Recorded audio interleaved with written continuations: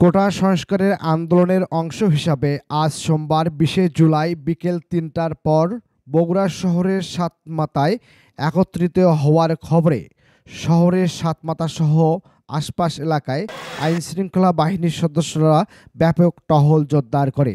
এ সময় পুলিশ সহ আইনশৃঙ্খলা বাহিনীর সদস্যরা সন্দেহভাজন ব্যক্তিদের তল্লাশি করে এবং কয়েকজনকে গ্রেপ্তার করে।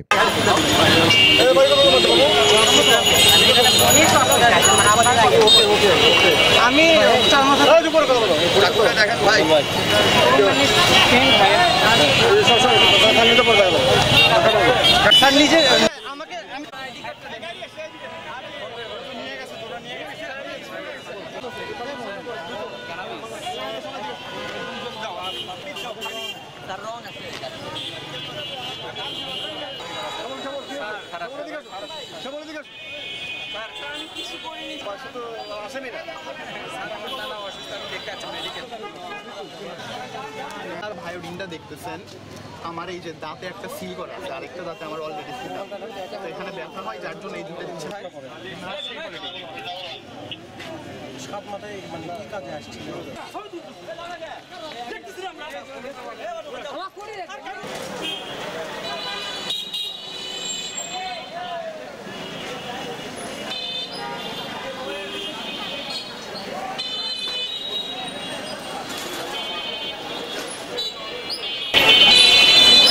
কোটা সংস্কার আন্দোলনের শিক্ষার্থীরা অভিযোগ করে বলেন, আমরা তো কিছু চাইনি, আমরা সরকারের কাছে চাইছিলাম যে আমরা মেধা দিয়ে সব জায়গায় শিখবো, কিন্তু ওরা কোঠা দিয়ে যারা যোগ্য না সেই পদে কোঠা দিয়ে তারা মানে ওই জায়গাটা পদে বসে, তাহলে আমাদের মেধার কি হবে?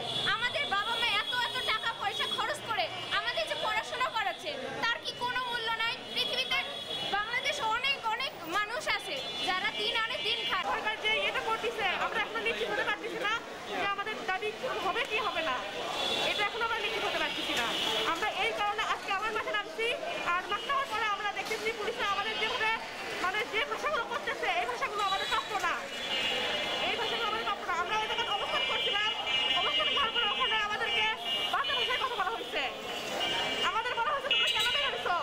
আমরা বলছি আমরা আমাদের জন্য বের হয়েছে, আপনারা কেন বের হয়েছেন? আমরা তো সুষ্ঠুভাবে আন্দোলন করতে চাচ্ছি, আপনারা কেন বের হয়েছেন? তখন আমাদের বলা হয়েছে যে তোমরা কি আন্দোলন করতে এসেছো, তোমাদের বাবা মার নাম্বার দাও, তোমাদের বাবার কাছে ফোন করবো, তোমাদের বাসায় আটকে রাখতে পারে না, আমরা বাসায় কেন বসে থাকবো?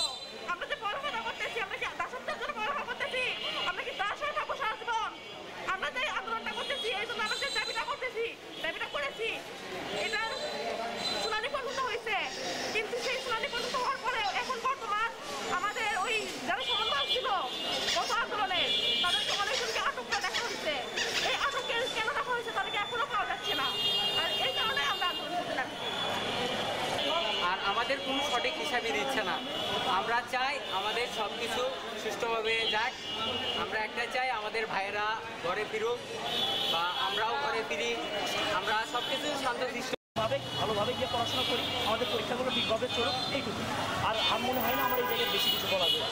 এ সংবাদে জেলা আওয়ামী লীগ কার্যালয়ে নেতাকর্মীরা জড়ো হয়।